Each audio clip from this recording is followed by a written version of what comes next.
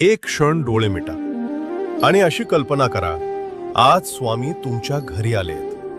दार उघडताच समोर स्वामी उभे आहेत. शांत चेहरा, डोळ्यांत माया. ते आत येतात. कसलाही प्रश्न न विचारता तुमच्या बाजूला बसतात आणि हळूच म्हणतात, तू खूप काही सहन केलेस आणि तरीही तू उभा आहेस.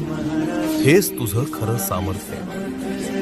जे तुटलं ते तुला कमकुवत नाही तर शहाणं बनवतं. जे झालं नाही त्यासाठी स्वतःला दोष देऊ नकोस, कारण योग्य वेळ नेहमी योग्य उत्तर घेऊन येते.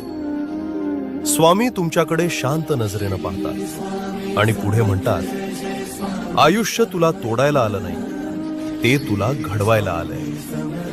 त्या एका क्षणात मन हलकं होतं, श्वास शांत होतो आणि आत कुठेतरी नवी उमेद जागी होते.